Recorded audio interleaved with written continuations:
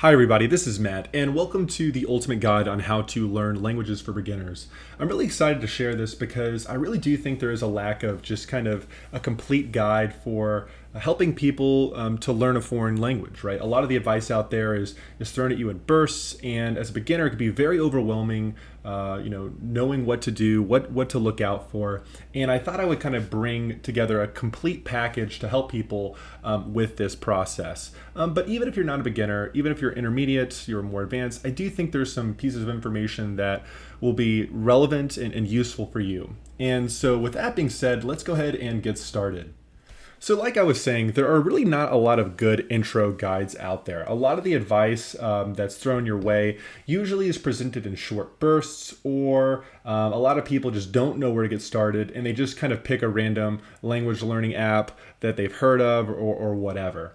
And my goal is to overall just kind of help provide a nice complete roadmap to get you started, things to be thinking about and consider as you go about learning a foreign language. And inevitably, a lot of language learning is really figuring out things outside of the actual process of learning the language. So, learning languages is kind of a skill in of itself. You kind of figure out what works, what doesn't work, what's fun, things to avoid, etc. And as you learn a language, you get better at the process of learning a language. But hopefully, if you just kind of are aware of a couple of things before getting started, you can have a huge leg up compared to people that don't know how the language learning process works. I really wish, when I was first starting out, that I knew some of these things, because it would have really helped me to make a lot more progress, make more progress quicker, and overall have a lot more fun.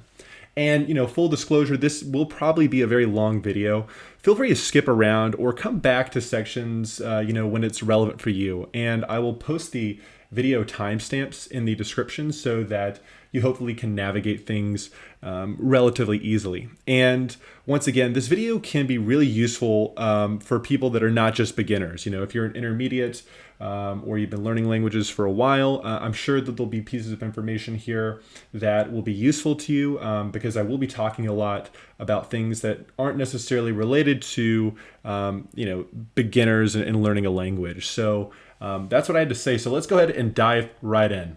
So the first thing I wanted to talk about is the biggest obstacles that you face as a beginner. And really, I think that the biggest thing is that many language learners really don't know where to start and how to approach things. There really are so many resources, so many apps, and so many methods that it can feel very overwhelming at times. And a lot of these kind of resources and apps tend to approach things in a very different way. Some will be focused on speaking, others will be focused kind of on a more of a gamified approach, and just with so many methods, so much advice, it can be information overload. And this can be very tough to pick the right strategy on where to go. And not only are there so many resources and apps and methods out there, but there really is a ton of bad and very misleading advice. With YouTube, there is a lot of people that will promote certain methods that maybe aren't the best, or maybe aren't very fun in the long term. And it can be very tough when you're just wanting to learn a foreign language. How do you get through all the bad stuff and all the resources to find the gems, the good things, to overall help you with your goal of speaking a language very well? And the other problem too is that most of the well-known apps and programs aren't necessarily good. So if you're first trying to approach learning a language, you're probably going to pick one of those apps or programs to get started with, because you don't really know where to go. You've heard them before, so there's that name recognition element. And it just, like I said, there's so many resources and apps that it's just very overwhelming. So might as well just pick what is known and go with that. And the other thing too is that many people have a skewed mindset towards language learning. And a lot of this probably stems from an experience they had at school or other places with learning a foreign language. Maybe you learned a language in high school or in college for a semester, and it really was maybe a very boring experience. Maybe it wasn't very fun, or it wasn't effective. You came out of learning a language in high school for 4 years with not a lot to show. And I think that this has kind of unfortunately skewed certain people's mindsets to believe certain things about language learning on how it's approached, which ultimately acts as an obstacle for beginners getting a lot of success in their language learning process in general. So let's get started with an overview on learning a language. And I think the first thing to point out is that learning a language takes a long time and it can require a solid amount of effort to get to a high level. And definitely don't let the polyglots fool you, because it is going to take a long time and a lot of effort to kind of get to that fluency or that high skill level, despite maybe some of the claims that you've seen of people getting fluent or very good in a very short amount of time. We'll be talking more about this later, but it's just very important to really be aware that it will take a long time and it can require a solid amount of effort. Now, that being said, though, that's not all a bad thing, because I think another misconception that people have is that it's going to be this boring struggle, and you really can start having a lot of fun in the language learning process sooner than you think. And that's really the key to kind of getting to that advanced level is having a lot of fun in the process. So, don't be overwhelmed or kind of too freaked out by the fact that it's going to take a long time or a lot of effort, because ultimately you can do a lot of things that are going to make this process fun and enjoyable. But it's just something worth pointing out. And I think another thing that's worth mentioning is that some methods are good for certain phases of the process and for certain areas, but maybe not for other areas. So, it's not really going to happen where you use one language learning app from beginner all the way to fluency. Chances are you're going to be using a lot of different resources and a lot of different methods from the beginner stage to intermediate to advanced. And the thing is, some of these methods, some of these apps do certain things very well. Some are really good at vocabulary acquisition, some are good at grammar, others are not so good at those things. So you definitely want to kind of take an approach of trying and using a lot of different methods and using them when they're relevant for you and then dropping them when they're not relevant anymore. So I think that's very important. Definitely you're probably not going to be relying on that one thing to get to that very high skill level or that fluency point. I think a couple of other things to keep in mind is that you're going to make mistakes at all steps in the process. This is the name of the game when it comes to language learning. Mistakes are going to happen at the beginner stage, intermediate, all the way up to advanced. And it's going to encompass everything. You're going to make grammar mistakes. You're going to forget words. You're going to feel like you're in a plateau and you're going to listen to audio content and it's all going to be a wall of sound. And it's just going to happen. So the sooner that you're more comfortable with making mistakes, the better, because there's no way to really avoid this. So the first thing I think would be first thing to point out would be that you're going to make mistakes and be okay with that. I think the second thing is that you're going to struggle and you will face plateaus. Everybody is going to face this, and you're going to face many, many plateaus as you learn a language. You're going to kind of feel like your speaking is just not improving or you're just not making progress. And this is a very normal thing that happens at all stages of the language learning process.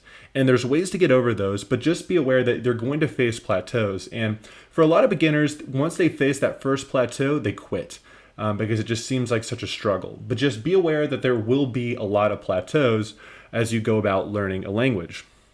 I think the third thing is that you're not bad at learning languages. I think there's a kind of this mindset out there with some people that they're bad at learning a foreign language, or they'll look at polyglots learning languages or claiming to learn languages very quickly and think that this is just something they're not good at. Maybe they're better at math or some other skill. And I think that the important thing to do is to change your mindset to be more positive about it. Really try to drop those notions and think more positively about you being able to learn a language. Even if you didn't do well in language class in school, let's change that mindset to be something a lot more positive. And the thing about it is that, like I said, if you learn a language, you're going to get better at the process of learning a language. It's like any other skill. So there is that part of it, but there's not anything that's going to stop you from learning a language. You can do it. You just need to change your mindset to be something a little bit more positive. And I think the last thing is that ultimately we should be striving to have fun when learning a language. Learning a language is supposed to be a fun process, right? It's a hobby, it's an interest. And a lot of people make the mistake of not enjoying the process or thinking it's very boring and it's just this huge grind to fluency. And while there is a lot of time and effort into learning a language, ultimately we want to get to a place where we're having fun in our language learning process. And a lot of people make this mistake, and it's really ultimately what you need to kind of get to that high level, because if you're bored out of your mind, if you're not having fun, it's going to be hard to spend that time every week to get to fluency. So we want to strive to have fun when we're learning a language, and I'll be talking more on that a little bit later as well. So how long does it take to learn a language, and what is fluency anyways? Well, depending on who you ask, you're going to get a lot of different answers. And for me, fluency is a very high skill level of the language. That means being able to speak on a lot of different subject matters with ease, being able to read content in the language and pretty much understand every single word and know what's going on, being able to listen to audio content and knowing pretty much everything that's being said. But depending on who you ask, you might actually get a lower bar for what fluency means. So for some people, that means that fluency is conversational fluency or a rough foundation in the language. And you have to be careful, because some people will kind of take that lower bar of what fluency is and kind of use that low definition to kind of show that they're fluent in a lot more languages than they are. And it's kind of like this kind of marketing dynamic with it. So you have to be very careful about that. But it's going to depend on who you are and what that means to you. But for our purposes, I'm going to consider fluency a very high skill level in the language. And there's a ranking category called the CEFR, which kind of breaks down skill levels in language in these kind of lettered categories. So it starts off at A1, which is the most basic elementary level of skill, and then it goes up to A2, B1, B2, C1, and then C2, with C2 being the max level, or it's kind of like this native like skill level at the language. And a lot of people will take tests for certain languages to get a ranking in Spanish or German or something along those lines. But you have to be aware that, just because you pass a test doesn't necessarily mean that you're fluent or you're at that skill level. Remember, it's just a test in the end of the day, but it does kind of provide some sort of estimations on maybe where you stand at a certain skill level. And I'll link it in the description for some of the descriptions of those categories, and you can kind of take a look at that in more depth. And if you want some kind of estimations on maybe how many hours it might take to reach fluency, the FSI, or the Foreign Service Institute, which is a U.S. government organization kind of dedicated to language learning, has some research over the years on how long they've determined it takes to reach fluency in a foreign language, or kind of a business proficiency in a various number of languages.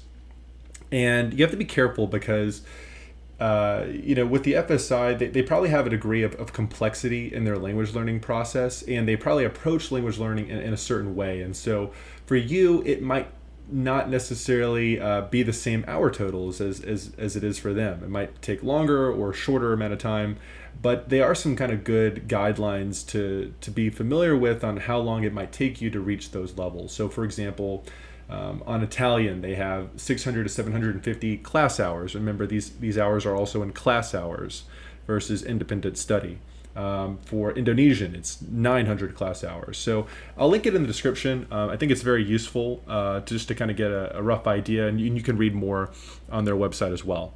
And I think what's really important as well is that you can still have fun, enjoy the process, even if you're not at the max level. A lot of people think that they have to be fluent or a very high skill level to start reading literature in the foreign language or start having fun, and it's just really not the case. If anything, you need to start having fun to ultimately reach business proficiency, just because it takes so long. So if you're a little bit intimidated by these numbers, don't be. You can still have a lot of fun and get a lot out of it, even if you're not at that max level where you want to be. So it's very important to just kind of keep that in mind, is that you can still have fun, and you can have fun a lot sooner than you think, and you don't have to be that kind of max level to enjoy this process.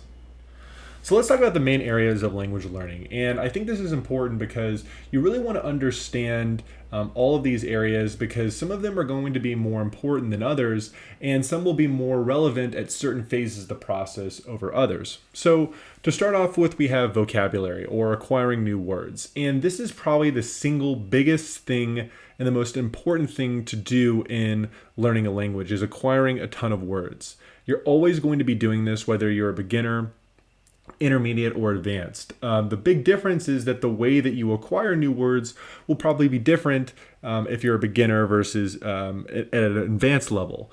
But you always want to be acquiring new words. So, at the beginner stage, it's really just getting familiar with the language, maybe acquiring those very, very common words in a beginner textbook or a beginner app. But then kind of moving into the intermediate stage, you want to kind of get the most common 1,000 words in the language, or the most common adjectives, verbs, the common prepositions, things like that. And then kind of moving into the advanced stage, you kind of progress to this more natural way of acquiring words through reading or more fun activities, but you're slowly getting some of those more uncommon words or more specialized vocabulary. And kind of at that stage, you're just kind of steadily increasing the amount of words that you know over time. So the second area would be listening, and this is probably the most neglected area in language learning for a lot of people. If you happen to learn a language in school, chances are you probably focused on two of these areas, right? It was probably learning a lot of words and grammar, and there probably wasn't a lot of listening. Maybe the teacher put on a movie during class or something like that, but really listening is very important, because a lot of the fun activities in the language learning process, or just being fluent in general, require a lot of listening. And a lot of people can know a lot of words or even the grammar rules, but they'll hear audio back to them or someone speak the language back to them, and it's just a wall of sound. They don't really know what's going on. And listening is a skill in of itself that you should definitely be practicing. And it's really one of the more easy skills to work on. It's very easy just to put on a podcast or put on a YouTube video in a foreign language and just kind of start there.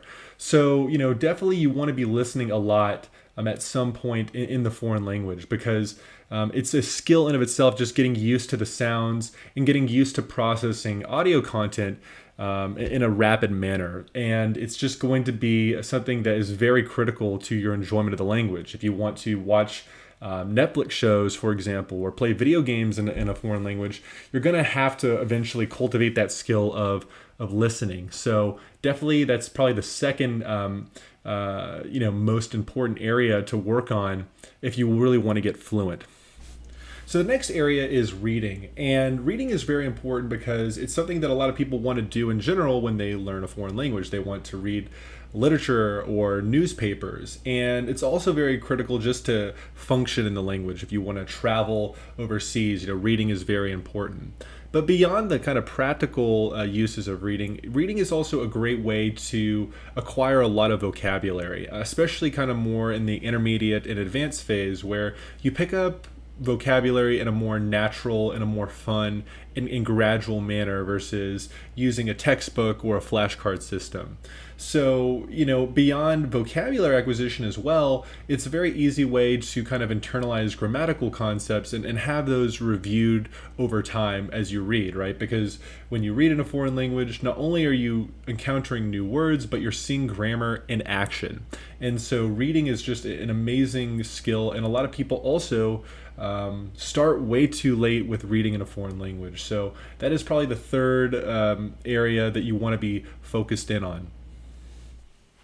So now we have grammar, and for a lot of people, grammar brings up this very negative association of it being very boring or very difficult and tedious. And grammar doesn't have to be that way, but a lot of people, I think, approach it in not the most optimal manner. And if you actually go online, you'll see a lot of different approaches on how to think about grammar. So on one hand, you'll see people that advocate a very heavy grammar focus, right? Maybe you saw this in school, where it's memorize all the rules, have a very diligent approach with learning everything. And then on the flip side, you'll have people that advocate no grammar at all. And I like to kind of fall somewhere in the middle. Having some understanding of grammar is helpful, right? Because you want to have some accuracy in the language, but you also want to make the process fun. And it's going to take some time to internalize these grammar rules over time. it's important to be familiar with some of the main concepts that you're going to see again and again. For example, how to talk in the present tense, or the future, or the past. But slowly over time, you'll get more comfortable with the grammar rules or the grammar of the foreign language, and it'll become more easy and natural. And ideally, you want to get to a place where you're gradually and slowly reviewing these kind of ideas over time, because it's going to take time to internalize them, and it's also going to take some time just to use them in the proper way when you're speaking or you're listening in a foreign language, or even writing. So, take grammar slow. It's something not to neglect, but it's also not probably the most important thing to focus in on. But it also doesn't have to be this horrible experience for you as you learn the language, right? If anything, acquiring more words is the biggest action that you can do. But grammar is helpful in terms of understanding what's going on when you're reading in a foreign language or you're listening. So definitely not something to be avoided, but also a main area you want to focus in on when learning a foreign language. So next we have speaking, and for a lot of people, speaking is the goal. A lot of people are very social and they want to speak in a foreign language. And you have to be careful, because there will be some approaches out there of learning a language only by speaking. And the reality is that you really need to focus in on all of these areas to reach a very high level. If you only stick to speaking, chances are you only will be able to communicate at a very elementary level. And, if you want to get past that, you've got to focus in on the other skills, whether that's vocabulary, listening, or whatever. But speaking is definitely something that, you should try to jump into if you find that it's fun. It's important to kind of get a nice foundation in the language before getting started. But, definitely don't let your fear of making mistakes or a fear of an accent or something along those lines get in the way of you practicing, because like the other skills, speaking takes time to kind of get good at. It takes time to just feel comfortable expressing your thoughts, to reduce the errors that you have, to have a better accent. So like anything else, whether that's listening or reading, speaking will take time in of itself to get better at. It's a unique skill within the language learning domain. So next we have writing, and writing, like speaking, also is an important skill, though maybe a little bit less relevant for a lot of people, because they don't really need to use the language in a professional or business capacity. But writing actually can be a big benefit if you focus in on it just a little bit.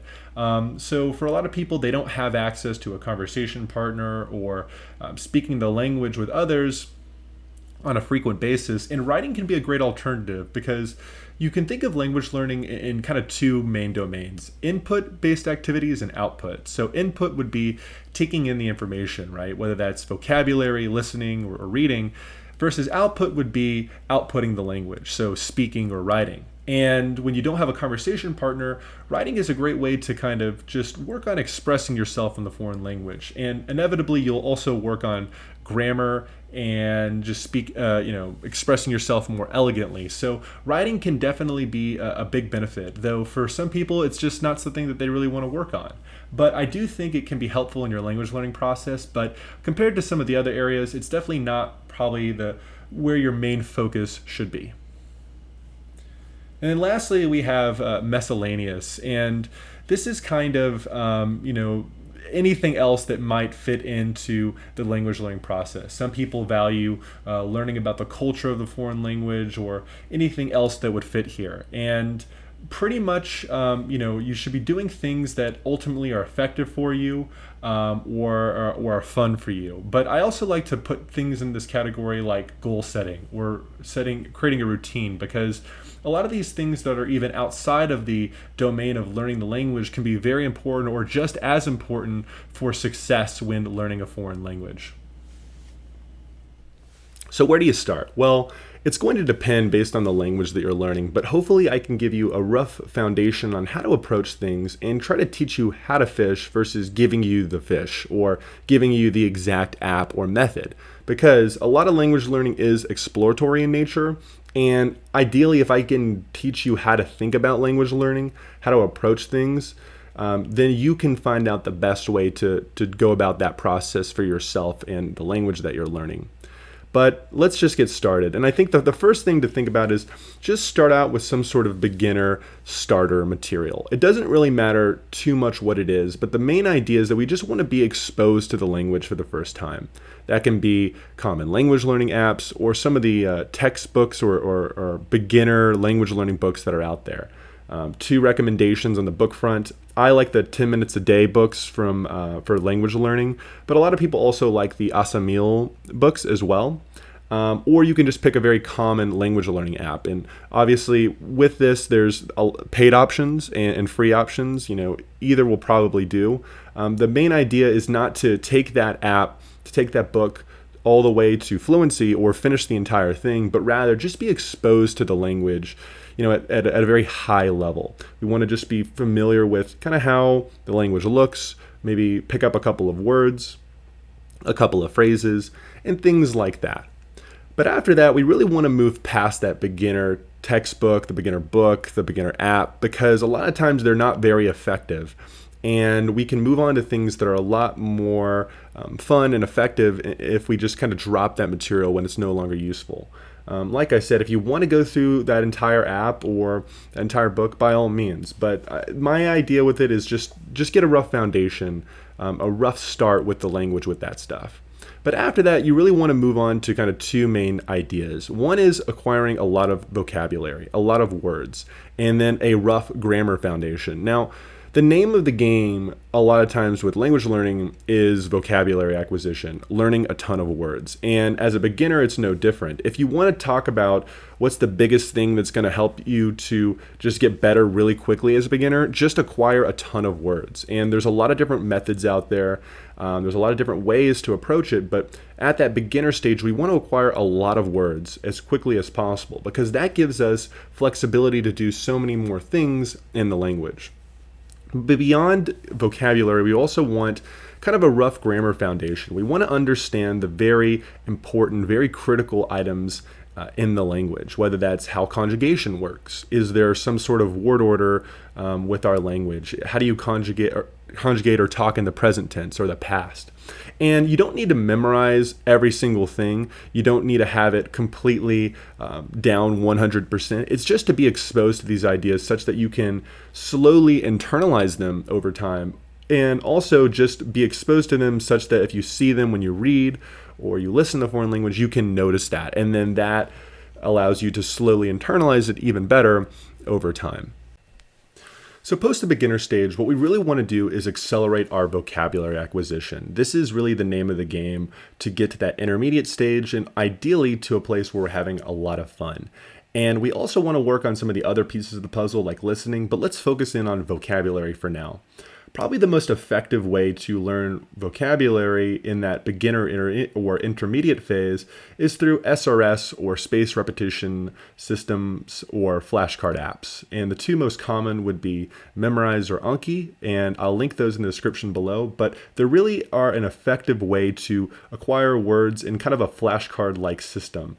And what I would do is approach it with, trying to learn the 1,000 most common words in the language. And a lot of times too, there will be decks or courses that have already been created, so you don't really have to do too much work. But if you were curious what those words were, a quick Google search will probably find that information out for you. But try to hit those 1,000 most common words because the 1,000 most common words are things that you're going to see again and again, and they pop up a ton in literature. They pop up a ton when you're listening in the foreign language, and it's really going to just ramp up your comprehension of a lot of material in the language. But not only the 1,000 most common words, try to pick up the common adjectives in the language, the common adverbs, prepositions, things like that, because those kind of building blocks are going to help you to really accelerate your comprehension in the language. And, if you want, definitely pick up some specialized vocabulary as well, or additional words beyond just the 1,000 most common words. Now, the big problem that you'll probably face with flashcard systems is that ultimately there'll be a ton of review once you get a good amount of words using these apps. There'll be a lot of reviewing going on, and it can be very overwhelming. And this is probably a phase where you want to start slowly ramping down the flashcard system and using a different method to acquire words, and ideally a method that's more compelling or fun. Now, it's not to say that you can't just keep using the flashcard systems, but the big problem is that a lot of times you'll start encountering and learning words that aren't very common, and it becomes a lot harder to learn these words into your subconscious, or the reviewing process just gets very overwhelming. Now, you can offset that slightly by taking a more specialized approach with your flashcard systems, or just using the SRS system for words that are relevant that you're learning right now, or are related to the subject that you are using. And I got this great tip from a comment on one of my videos recently, so all credit to that person. But it's basically at this point that you want to slowly start moving away from this flashcard system in a broad context and moving on to a more fun and compelling method. So let's talk about listening. And listening is often one of the more neglected areas of learning a language. And it's definitely not something to be neglected, because if we want to start having fun in language, whether that's enjoying video games, Netflix, conversations, we got to work on our listening. And listening is a skill in itself. Just because you learned a lot of the more common vocabulary words or things like that does not necessarily mean that you're going to be able to comprehend audio content at a very kind of effective level. And the only way to get better at this is to practice. And it's actually one of the more easier things to practice in a language. You can multitask, whether that's cleaning your apartment or on your commute to work, and listen in a foreign language. And you're going to want to put in a ton of time. Now, the biggest thing to just kind of point out is that at the beginner stage, it's going to be very, very hard. And it's also going to be very hard to find material that's relevant for your skill level. Now, you can kind of stick to some of the beginner listening audio content, but it tends to be pretty boring. And so that's why we want to ideally kind of ramp up our vocabulary acquisition such that consuming more compelling content is a little bit easier. But even with those 1,000 most common words or a lot of common vocabulary under our belt, we're still going to probably run into a little bit of a struggle. It's going to sound like a wall of sound at first. And the best thing to do is just keep pushing through, because there's a lot of things happening underneath the hood. You are getting comfortable with the sounds of the language, the accents, but slowly over time, as you practice listening, you'll start to pick out words here and there, and then phrases, and you'll notice grammatical structures, and then you'll stop translating in your head and just absorb the material naturally. That's the thing. You're probably going to start with listening, and you're going to try to want to translate everything you hear. But ideally, we want to move past that translating in our head into a more kind of conscious absorption of the audio content. Now, that's going to take a long time. And like I said, it's going to be a struggle at first. But the sooner that you can start incorporating listening into your language learning routine, the better, because we want to put a lot of time into it. And the better that you get at this skill, the more that you can enjoy something like Netflix or video games or even conversations. So definitely don't neglect the listening component when you're learning a language, but just realize that it's going to be very tough, especially at the beginning phase.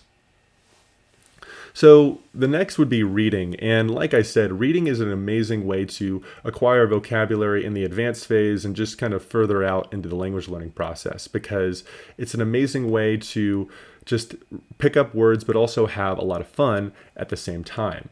Because you're going to see the most common 1,000 words or the common words in a language again and again. And so you're slowly going to internalize those words over time. But especially if you read subjects that are the same again and again, whether that's politics or history, you're going to see those words pop up again and again because it's the same subject. And so slowly over time, after seeing that word and seeing the definition, you're going to internalize those words and your vocabulary is going to increase. And especially once you have that foundation in the language, you'll be surprised to see that your vocabulary acquisition really starts to ramp up and accelerate by using reading as a method. But not only that, though, like I said, it's a great way to kind of internalize grammatical structures over time, because you'll see grammar in action and not just in a textbook or explanation. You'll see word order, irregular verbs, and things like that. And that's really relevant to help you to slowly internalize those grammatical concepts over time. And so really reading is an amazing way to just to learn a language from a vocabulary and also a grammatical component as well. So now let's talk about grammar. And grammar is important because you want to have some sort of accuracy and understanding of how the language works. But I don't think it's the best to try to treat it as this thing that you have to memorize and have an obsession about, but also you just don't want to completely ignore it as well. So, start off with a rough foundation. Tackle the most common and important items in the language, such as word order or how do you conjugate in the present tense and things like that. And slowly internalize these concepts over time. It's not really a rush, but you do want to slowly and gradually do that. And by slowly and gradually doing it, it makes it a lot, more bearable, because I think for a lot of people, grammar is not very fun. And so if you only kind of commit to like 5 or 10 minutes a day to slowly memorize that table or to slowly read that explanation, it's a lot more manageable than doing a 2-hour grammar study. But you want to slowly internalize those concepts over time and then slowly start reading some of the other maybe more or less common grammatical concepts over time.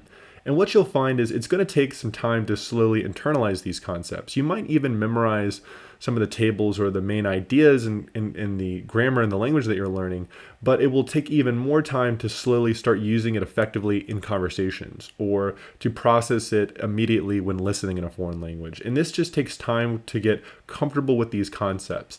And at first it might seem very overwhelming. Some languages have some very odd structures, and it can seem very overwhelming that you'll never be able to process that, especially languages with different cases and things like that. So, don't be overwhelmed. Just take it slowly over time and slowly ramp it up until eventually a lot of these grammatical concepts will just kind of feel natural, and you'll slowly memorize them and internalize them over time.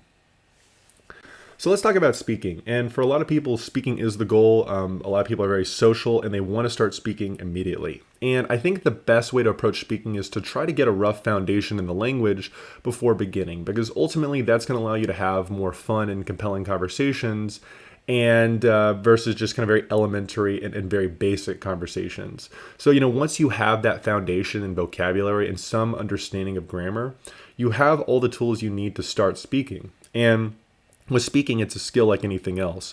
You can know a ton of words in the language and you can know a lot of grammatical concepts, but that doesn't necessarily mean that you're going to speak effectively. You might have an accent still, you might still make errors. And so to get better at speaking, you do have to practice speaking, but also to have more elegant conversations and to have more fun conversations, you have to acquire a lot of words and do things outside of just speaking in of itself. Now, a great resource for setting up conversation exchanges is Italki. They have it's a paid option, but there are free language learning exchanges out there as well. But also, you don't be afraid to go out to language learning meetups and meet with other language learners or other natives and speak the language, out there in the real world. So, speaking is definitely, if it's something that you want to do, don't be afraid. Try to get that foundation, but don't be afraid to go out there and start practicing, especially if it's something that you want to do. And for a lot of people, this can be a very fun and rewarding experience. So definitely do that as soon as you can, but make sure to try to get that foundation to ensure that you have the most fun possible. So let's talk about writing next, because I think writing is one of those things that a lot of people neglect as well, but it can be very useful. And especially if you don't have a conversation partner, writing can be a great alternative to practicing your output in the foreign language. The big difference versus speaking is that you have a lot more time to process your thoughts. You have a lot more time to think about the grammatical structure that you're writing down or the words that you're using. And that's a nice and good skill in of itself, which can also help you when you're speaking and you don't have the time to speak, maybe the money for a conversation partner, or just don't have the resources available to start speaking in your community. And so definitely practice writing, because, even just writing a journal entry every single week, maybe that was an entire paragraph or something like that, can open you up to practicing your vocabulary and moving that from a passive kind of knowledge to a more active use of that vocabulary. The same goes for grammar. If you actually start using the grammar in practice, right, and you go beyond just reading an explanation and try to implement the future tense or the past tense, it's going to help you to internalize a lot of those grammatical concepts over time. And like I said, if you decide that you want to write about a certain subject matter and you're going to try to use those vocabulary words that maybe you don't use very often, it's going to help you to internalize those vocabulary words that you're writing down and ultimately just make more progress. So don't avoid writing. It's definitely not probably the most important thing to work on, but it's something that can help you out in your language learning overall. Now let's talk about creating language learning goals and why you should. And setting language learning goals can be huge for your process. And unfortunately, a lot of language learners don't set goals, and I think that's a big mistake because it really can be so huge in the end of the day.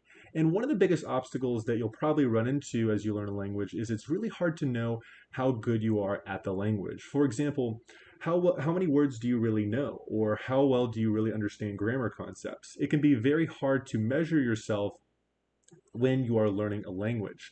And oftentimes, when you face a plateau, you get this feeling that you're not making progress. And that can be very demotivating and very frustrating. And if you have goals, it hopefully helps to kind of reinforce this idea that yes, you indeed are making progress, or you're able to see kind of a visual representation of the progress and achievements that you've made. And that could be very, very, very important. Now, when setting language learning goals, I think it's very important to have an end state goal in mind. So that could be, what does fluency mean to you? And try to be very specific and use something like a SMART goals framework when creating those goals. So having goals that are very specific, measurable, time oriented, and things like that. And then after you have that kind of big end state goal, set auxiliary goals around that to help you to get to that end state goal. So maybe you want to be fluent in French, and that means that you can speak with relative ease and you can read most things in the language and can have conversations with ease. And for you to get to that goal, set auxiliary goals that will help you to get there. So, for example, you've studied the language for 500 hours, you've had 50 conversations with a conversation partner this year.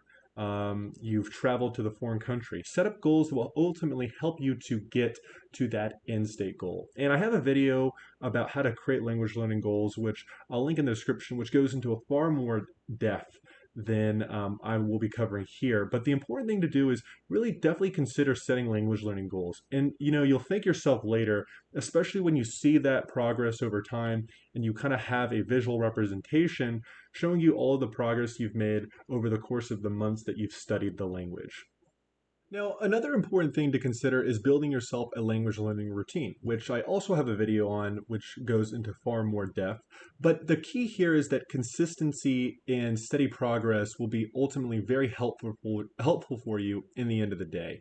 In my opinion, it's a lot better to consistently be doing language learning on a daily basis or a weekly basis versus very large bursts whenever you're motivated. Having that habit, having that routine ultimately will help to ensure that you stay motivated and make more progress in the long term versus a 3 hour language learning session on a random Saturday and then no language learning for 2 weeks. And forming this habit, like I said, is so huge because once you have that habit in place, it's a lot easier to do the language learning. Maybe language learning is pretty tough. It's very taxing and maybe you're not motivated, but once you've done it for 21 days or have established that habit, it becomes a lot easier to learn a language on a daily basis. And then when you're having that daily progress, you're going to have more fun because you have all these results. And so it kind of really feeds in itself. So establishing a language learning habit is super huge. And like I said, I have a video on this which goes into far more depth. But when you're learning a foreign language, really consider getting a nice consistent routine. You'll thank yourself later because you don't want to rely just on motivation or when you're feeling it to start learning the language, right? You want to have consistency because that consistency will get you past the beginner stage into the intermediate phase where you're having a lot more fun. I think that's very, very, very important to think about. So now let's talk about learning a language for free and whether or not it can be done. And the short answer is that yes, you can definitely learn a language for free. However, some of the paid options out there may be more efficient in the end of the day. And there are a lot of free options out there from listening content to vocabulary to whatever, but you just might need to do a little bit of exploring to find those apps, find those programs, etc. And it's very important to note that just because a program costs money does not mean it necessarily will bring you value or give you more benefits than the free options out there. There's a lot of very expensive programs out there, a lot of very well-known programs, and that might be okay, but they might not also be the best options out there either. Sometimes the free options are even better. So don't be kind of like fooled by the fact that some programs cost more money and you think that will be the difference maker because this costs $50 versus the free option. A lot of it is just exploring and figuring out, what are the best methods out there, and then figuring out, if it's free or not. And the thing about it too is that many of the paid programs, really what they give you is a guide or a pathway to learning the language so that you don't have to think about things. So they introduce some of the basic vocabulary, they introduce some grammar to you. So it almost acts as this guided way to improve in the language versus a lot of the free alternatives out there don't give you that guide and that pathway.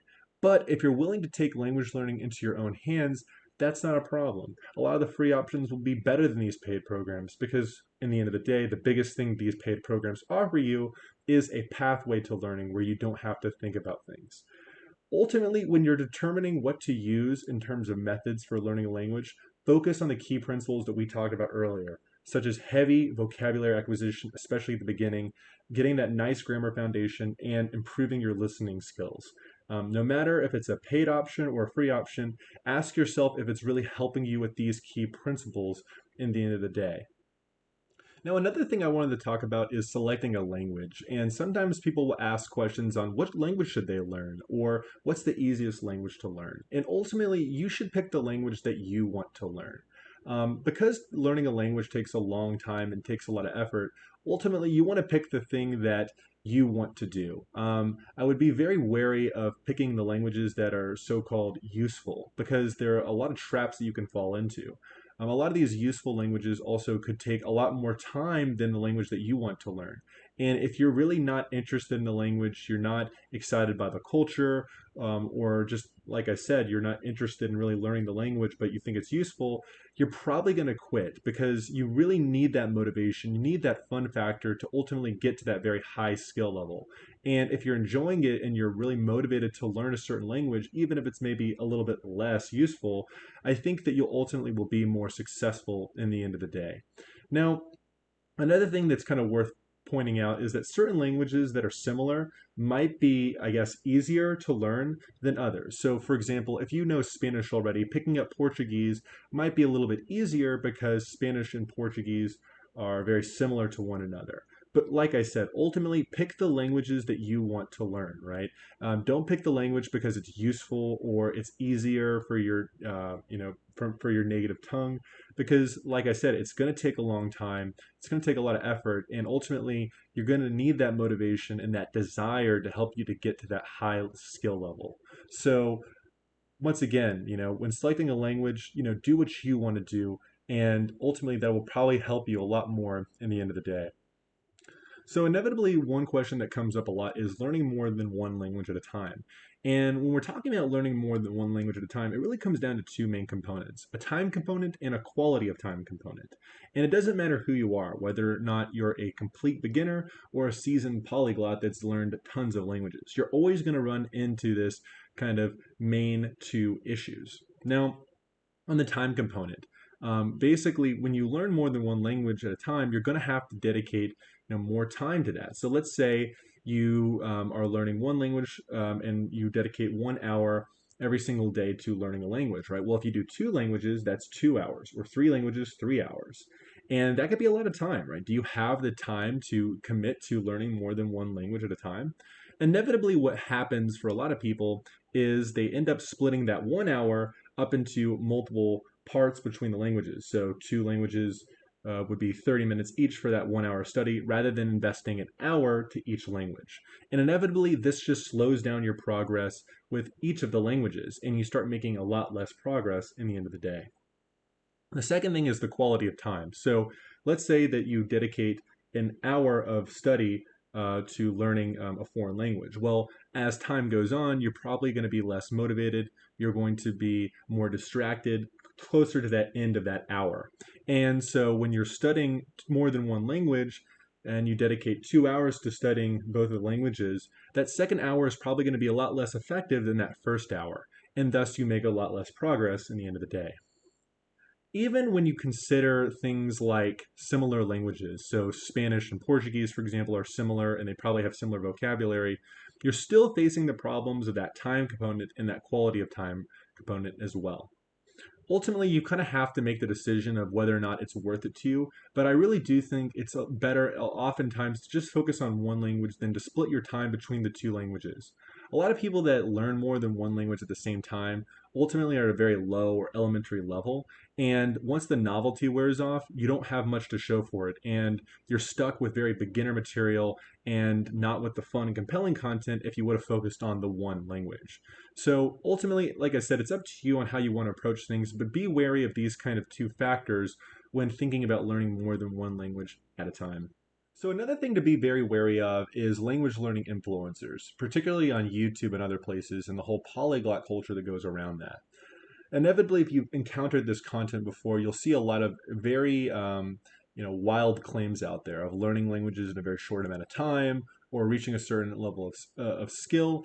And you have to be very careful because a lot of times these polyglots don't necessarily have your best interest in heart. And it might just be more entertaining than informative. Some claims that I would watch out for when looking at language learning influencers or polyglots are learning languages in a very short amount of time. Like we said at the beginning of the video, learning a language takes a long time. It doesn't really matter who you are. And even if you've learned languages for a long time and you know how to approach the language learning process, to reach a high skill level, it's going to take a long time. Another would be balancing multiple languages at the same time. Like we just talked about, no matter who you are, whether you're a beginner or a seasoned veteran, you're going to run into the issue of the time component and the quality of time. So if you're balancing 6 languages at the same time, either you have to, spend all that time, balancing those languages. How effective are they really at balancing those languages? Maybe it's their full-time job and they can do that, but chances are that the balancing of the languages might indicate that they're not at a very high skill level with each of those languages that they're learning. A third would be speaking flawlessly with little to no errors. You have to be very careful with this. There's a lot of videos of people highlighting their language learning skills, but they secretly use jump cuts. And remember, they can control the narrative on however they want to seem, whether that's perfecting their accent, making sure there's no grammatical errors. So be very careful about people that are claiming to speak flawlessly with little to no errors in their quick results. A fourth would be learning via only one method. Some people will kind of promote certain methods out there, whether that's learning a language only by music or learning a language only by speaking. Be very careful about that because, like we talked about earlier, you probably want to approach language learning very holistically, attacking all of the different areas of the language, such as vocabulary, listening, and speaking. So be very careful about that. The last would be product promotion. Some language learners are promoted by certain companies and might push products or apps that ultimately pay them. So be careful about that. Some of the apps that they push might be good and they might help you out, but it's just something to be considerate of when looking at polyglots or certain language learning influencers. Now, no matter what you're looking at, always ask yourself the question, do these claims make sense for the amount of time and energy one would have to invest? Oftentimes you can kind of look at a video and look at the claims that they're making and just ask yourself, is this realistic from a time and energy perspective? Oftentimes it doesn't make any sense at all. The second would be, what does this person stand to gain from these claims? Are they benefiting from it financially or are they receiving validation? This is something important to think about when looking at videos or influencers or claims made on the internet. And third, does it really even matter? Ultimately, what's important is your own progress in the end of the day. It's probably not the best thing to care about how quickly someone learns a language, right? Focus on you, and ultimately, that's going to be better for you in the end of the day. And no matter what, always question and be critical when listening to advice. And that includes me. If the content that someone provides is good and solid, then it'll stand the test of time. And if it's not, and they're not open to feedback or criticism, then that might be something that's a little bit questionable.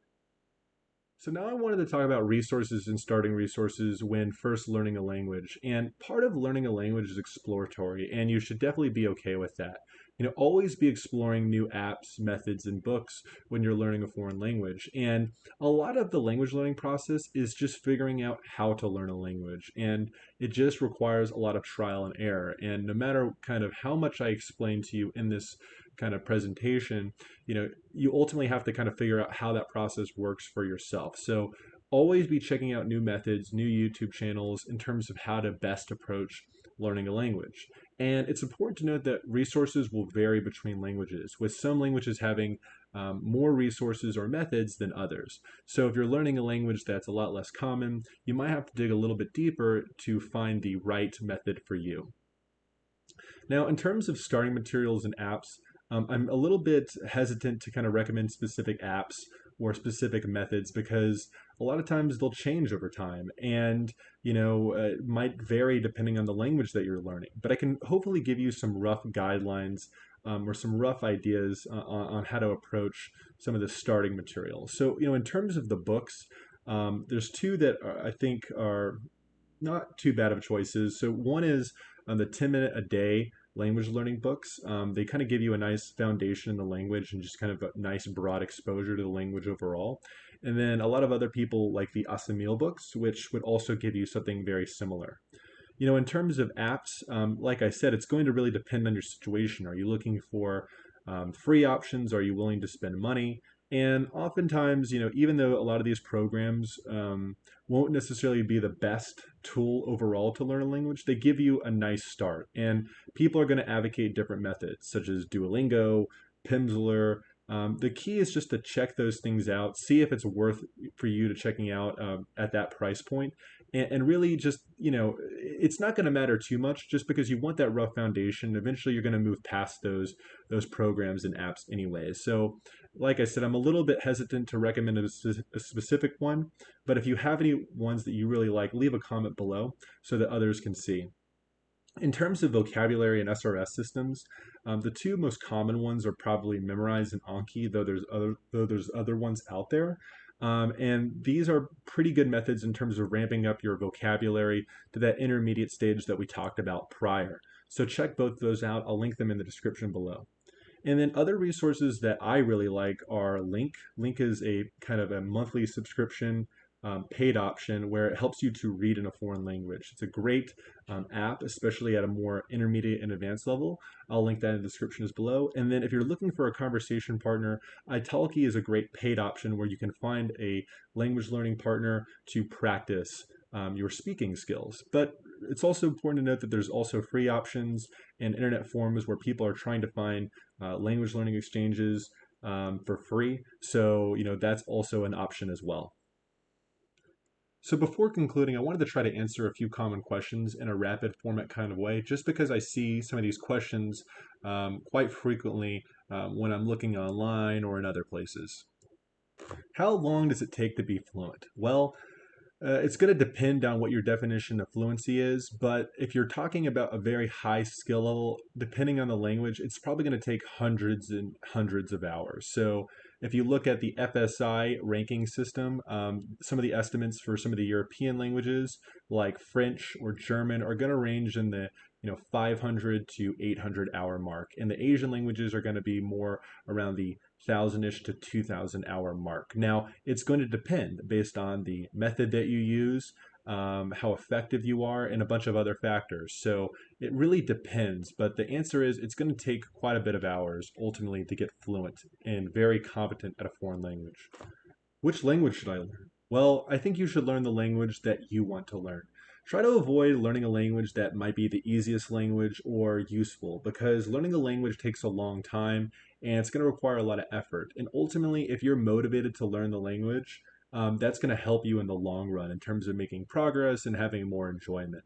And if you don't really like the language that you're learning, chances are you might quit or have a higher chance of quitting. And it's just going to be a lot more of a grind compared to learning a language that you really want to in the end of the day. Can I learn more than one language at a time? Well, yes, you definitely can, though the two things to think about are the time component and the quality of time to each of those languages. So the more languages that you learn at once, the more time you're inevitably going to have to commit to each of those languages, assuming you want to reach a high or a solid level. And then the longer that you study or the more time that you put into language learning, chances are you're going to be more tired or less motivated at those later hours that you're studying. So, you can learn more than one language at a time, but chances are you might be a lot less effective compared to only focusing on one language. In the end of the day, you have to look at your priorities and decide what's best for you. Do I need to bother with grammar? Yes, I think you do need to kind of bother with grammar, though it doesn't have to be a relentless focus like you might have had an experience with at school. I think the best way to approach grammar is gradually over time and slowly internalize those concepts because it is going to take a while until you kind of get that grammar used effectively in your conversations or processing it when you're listening to audio content. It's definitely not something to be avoided, and it can be helpful in terms of just making more progress in such that you can notice those grammatical structures versus being completely oblivious to them when you're reading in a foreign language or listening. So, um, in my opinion, you should bother with grammar, though it doesn't have to be this kind of relentless focus like you might have had in school. Can I learn a language by speaking? The short answer I would say is no. You really want to focus in on all the aspects of learning language because if you're only practicing by speaking, chances are it's going to take you forever to learn new words or forever to eventually figure out what a grammatical structure is or how grammar rules work. So, inevitably, if you really like speaking, focus in on the other aspects of the language, like acquiring more words, getting better at listening, learning some grammar, and that's going to help you to speak better, speak more elegantly, and have more fun conversations. So while speaking might be your goal and you really enjoy doing it, if you want to keep enjoying it and enjoy it at a more advanced level, focus in on the other aspects of the language. Can I learn a language listening to music? The short answer would probably be no. It's probably not the best way to acquire new words or learn the language to a very high skill level. Like the problem with speaking, it's going to take you forever to acquire new words or learn grammar if you're only listening to music. And it will help you to enjoy music more by focusing in on the other aspects of the language, like learning more words or learning how grammar functions. And definitely, if you like listening to music, add it to your study routine, but it's probably not the best method in terms of just using it by itself to learn a language. Can I learn a language by only using Netflix? The short answer is no again. Just because Netflix is a great resource when you're kind of at a more advanced level or a more intermediate stage. And it's going to be very hard at the elementary level to learn new words or learn how grammar works. The best way to approach Netflix is probably get a rough foundation with the language first. Learn a lot of the more common words, how grammar works, and then use Netflix. You definitely can make Netflix a primary component of your language learning process a little bit later down the road, where you're using it for listening comprehension practice and enjoyment in general. So at the intermediate or later stages, Netflix can definitely be a key component to your language learning routine, which is awesome. But as a pure and only method, I don't think it's the best way to approach language learning. Are the polyglots real? Well, it depends, but there definitely are polyglots that are indeed legit. There are a lot of polyglots that speak a lot of languages to a very high skill level or know one or two languages at a very, very high level. And at the same time, too, there are polyglots that speak a lot of languages not so great or aren't really polyglots in general. You just have to be careful and look at it on a case by case basis. Can I learn a language for free? Yes, you can. I think the big thing to think about, though, is that some of the paid options might help you to learn the language more quickly than if you only relied on free methods. But there's so many resources out there from vocabulary perspective to listening that are completely free. YouTube being a good example. There's tons of audio content on YouTube for completely free. So is learning a language possible with no money investment? It definitely is, though some things that are paid might help you to make more progress in a shorter amount of time. What is the best language learning app? Trick question, there is no best language learning app. It really depends on what you mean. Is it good for the beginning phase, the intermediate phase? Maybe it's good for vocabulary acquisition. Maybe it's good for speaking. There really is no best language learning app, but there are some apps that are better than others in terms of effectiveness. What's the easiest language to learn? Well, it depends on what your native language is. And for certain people, certain languages will be easier than others. So, learning French as a native English speaker will probably be easier than learning Chinese. But if you know Spanish, then picking up Portuguese might be a lot easier than someone that has never spoken Spanish. It all really depends, but be careful with this question because ultimately you should learn the language that you want to, not what is the easiest language.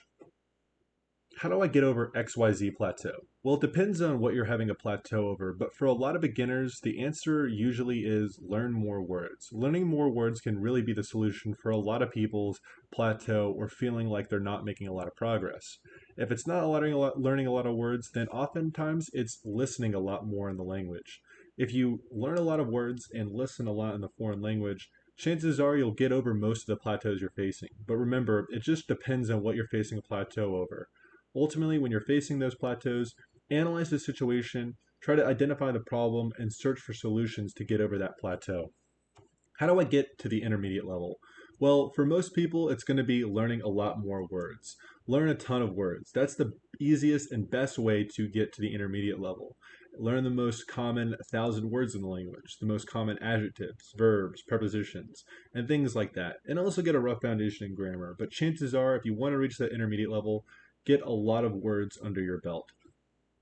How do I get to an advanced level? Well, this is a little bit more tricky, but chances are it's also acquiring a lot more words, ideally through a kind of a more passive method.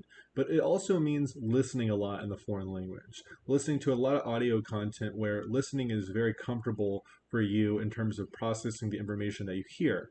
In addition, using very fun and compelling methods will also help you to get to the advanced level because it'll be a lot less of a grind when you're enjoying the process, whether that's playing video games, using Netflix, having conversations, or whatever. So, really, it's about listening a lot, learning a lot of words, and using fun and compelling material to get there.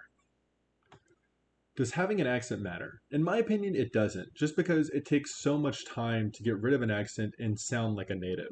There's people that have lived in countries for decades and they still have that accent despite using the language every single day.